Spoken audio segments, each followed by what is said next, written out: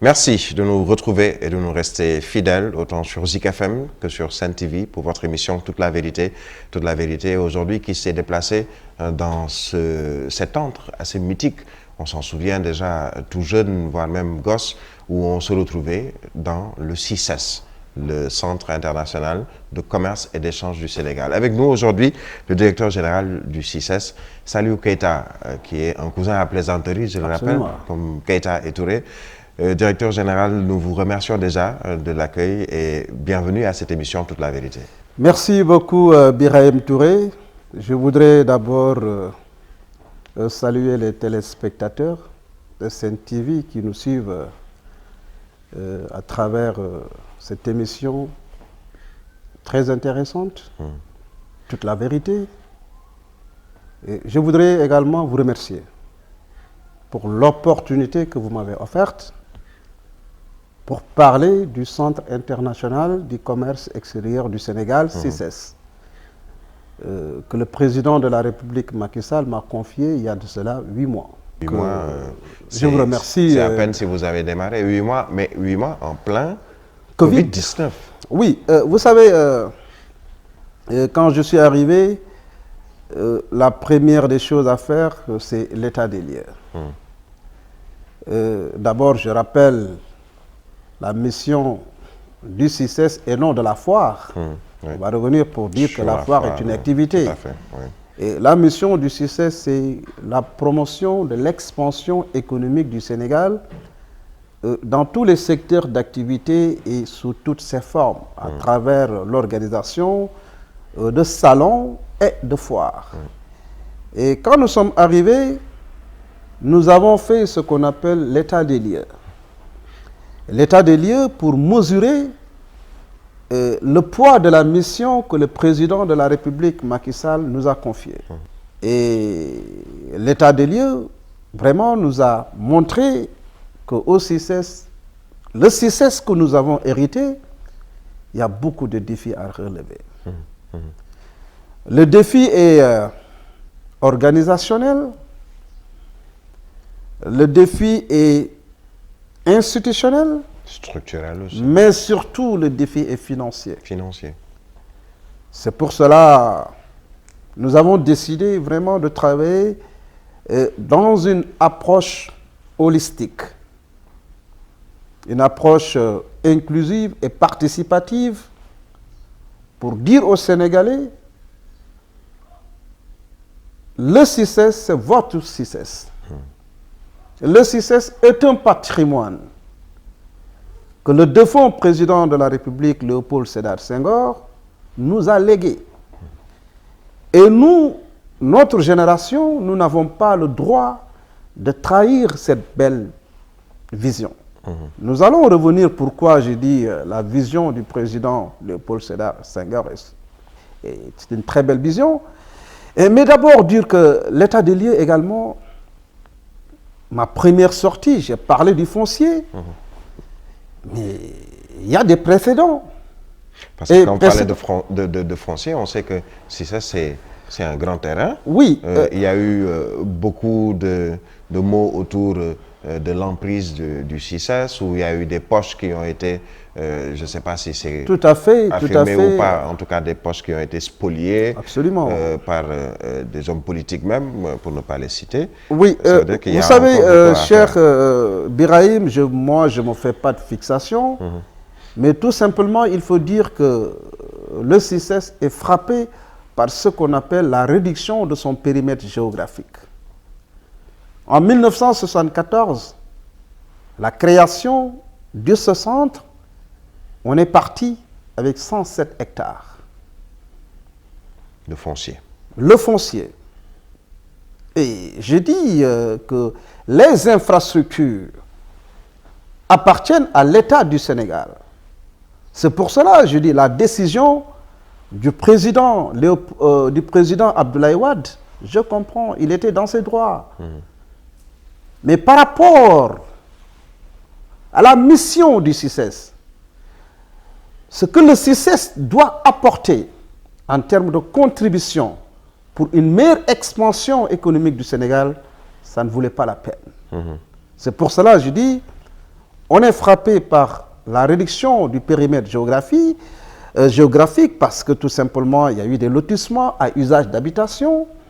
Et quand je suis arrivé, j'ai attiré l'attention du président Macky Sall par rapport au foncier, qui est aujourd'hui toujours d'actualité. Vous étiez à 100 et quelques hectares. Aujourd'hui, on est à moins de 30. 30 hectares. Moins de 30 hectares.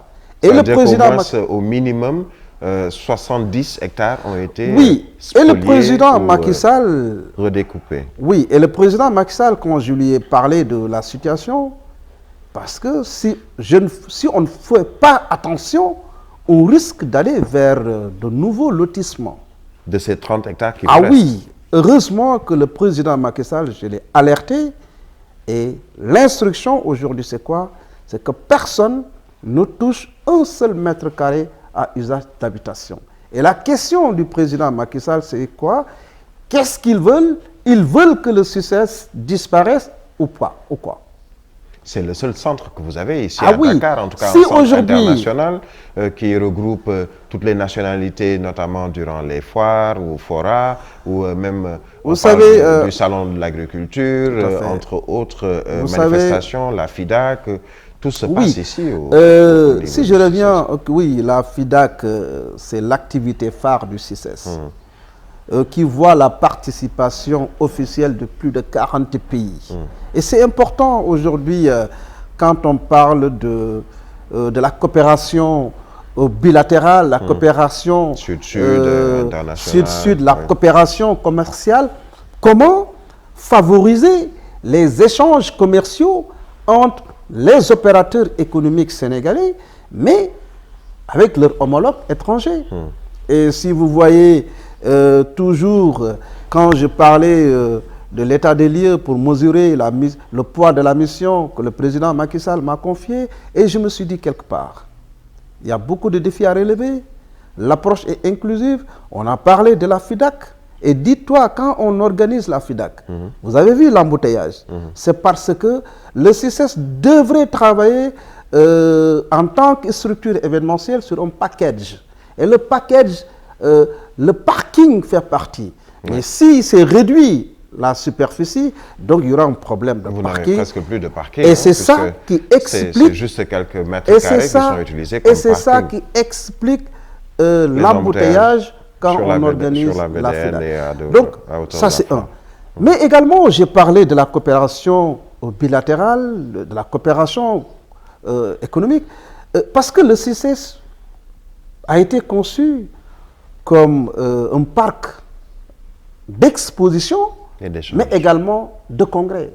Et quand on dit exposition, regardez mon bureau aussi, sa forme triangulaire, acheter, vendre, investir. Voilà. Et l'esprit de ça, c'était ça. Qui vend le triptyque acheter, vendre, investir. C'est pour cela que je dis, nous avons tous ces pays qui viennent participer de façon officielle à la FIDAC, parce que la FIDAC fait de Dakar la capitale des affaires. Mais cela avait tendance à changer puisqu'on s'est rendu compte, certains disaient que la foire de Dakar c'était plus un Sandaga bis ou un Sandaga qui est exporté ou plutôt qui se déplace vers la foire de Dakar, vers le CICES, puisque de fil en aiguille on s'est rendu compte que durant les années que beaucoup de pays ne participaient plus à la foire. Je vais répondre à cette perception du grand public, mais tout simplement dire, quand j'ai pris service, l'état des lieux m'a orienté d'aller rendre visite aux représentations diplomatiques. Ce sont ces pays qui viennent participer. Parce qu'il y a des pays qui sont des partenaires du Sénégal. On est allé les voir pour renforcer la coopération bilatérale, pour renforcer la coopération économique, parce qu'au-delà, la FIDAC se tient en 2 semaines. Et je me suis dit, c'est peu. Et il faut donner l'opportunité pour permettre à ces pays frères du Sénégal de venir au-delà de la FIDAC, d'organiser des journées économiques et culturelles. C'est ça que voilà. Et mais si je reviens par rapport à votre question, la perception des Sénégalais, la FIDAC, certains disent que c'est devenu Sandaga bis.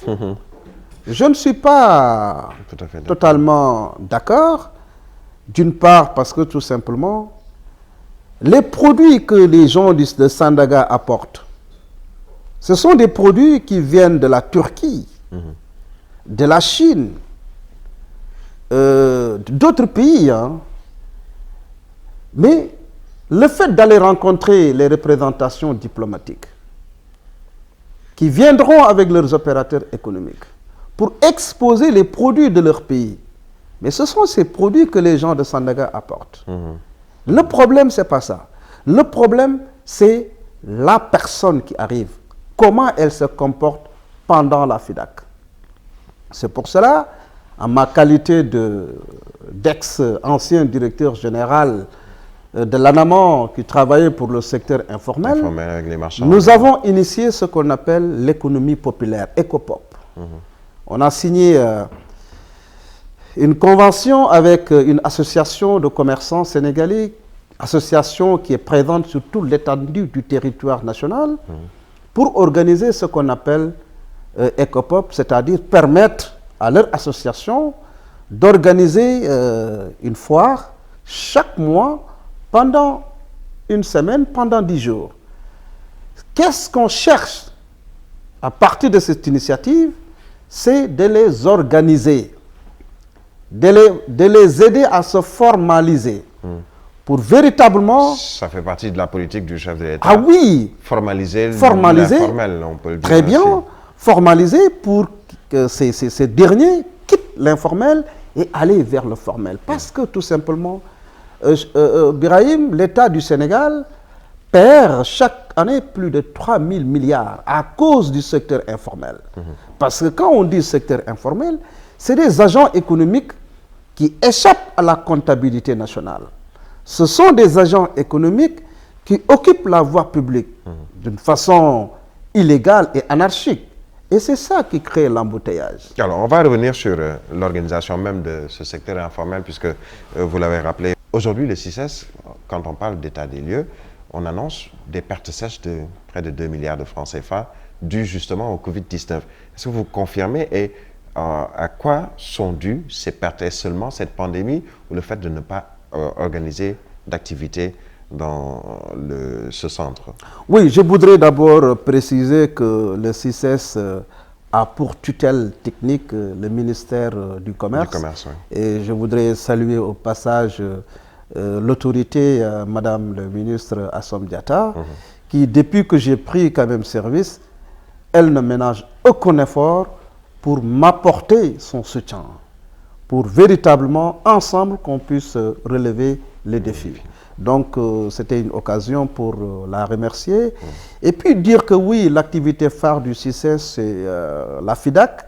Et pendant cette période de Covid, les rassemblements ne sont pas permis. Et toutes nos activités drainent du monde.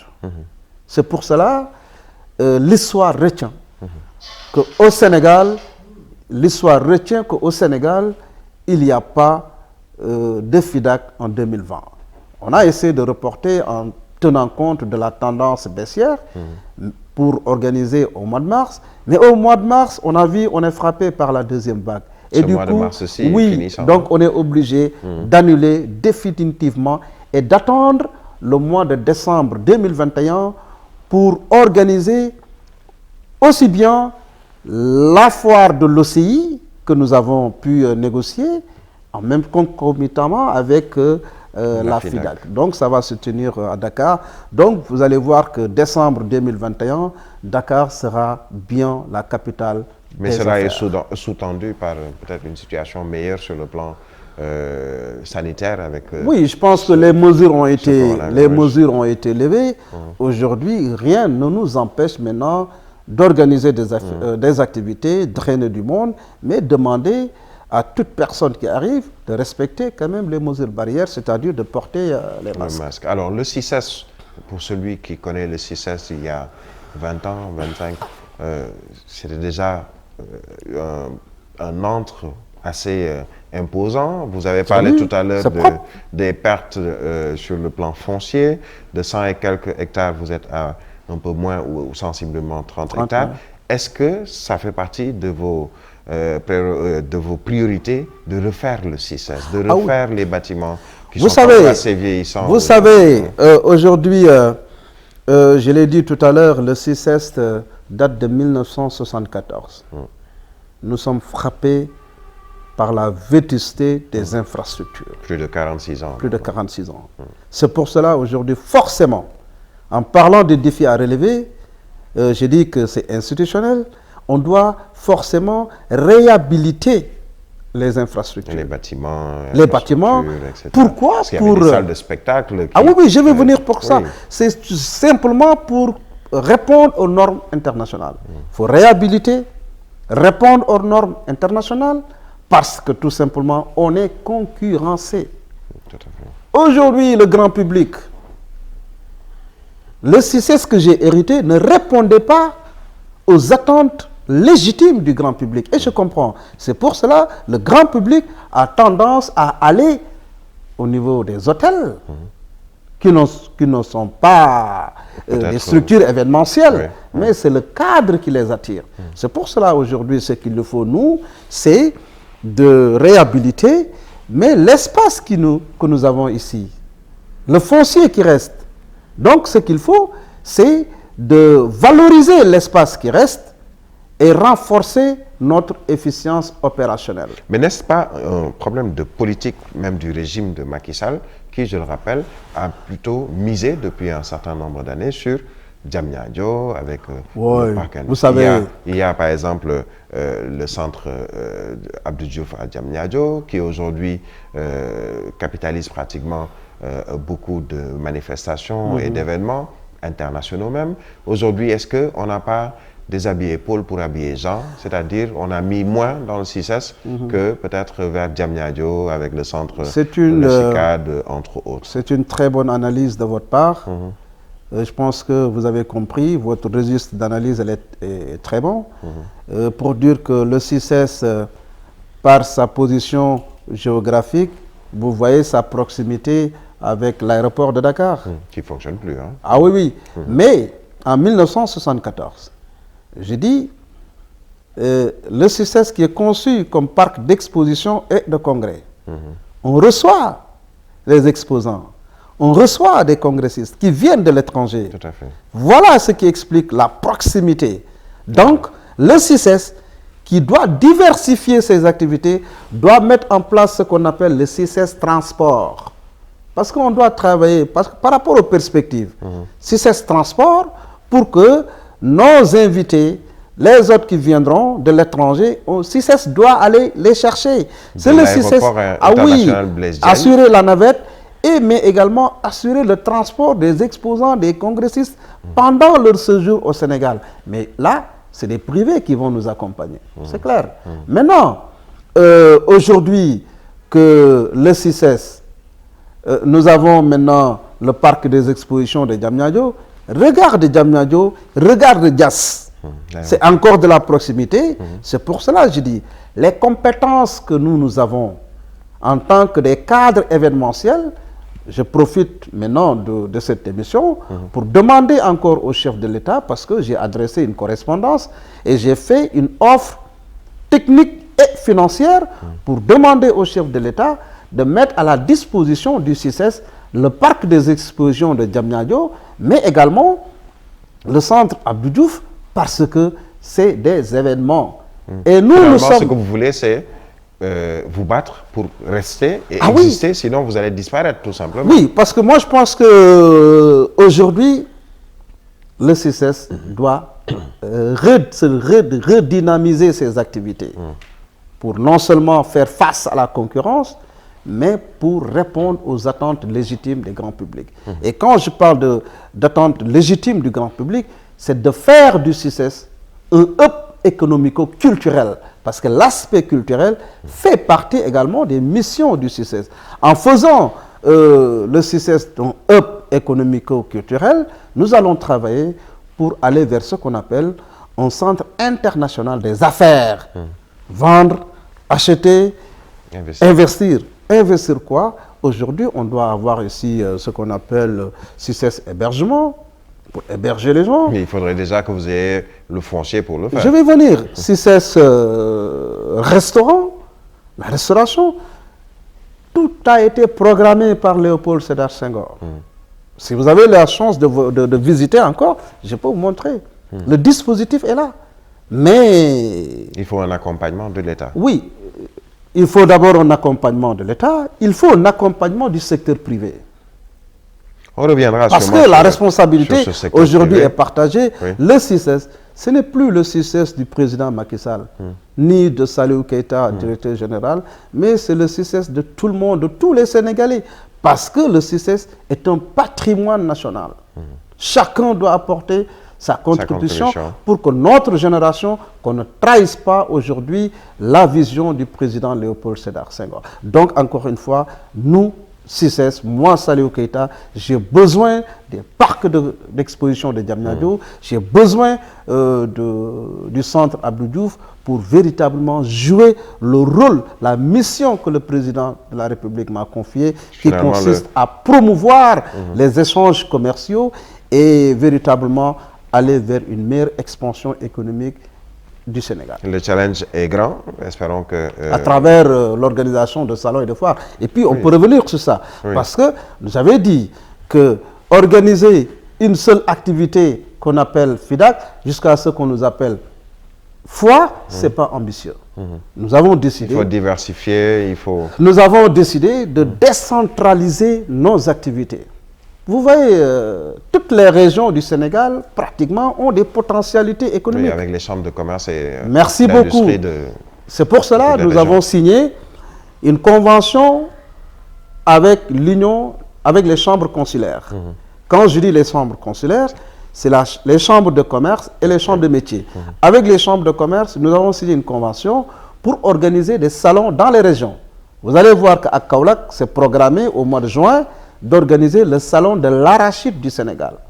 On reviendra sur toutes ces perspectives parce que c'est un grand chantier que vous avez là avec vos collaborateurs. Ce sera dans la seconde partie de votre émission. Une courte pause et on revient tout de suite.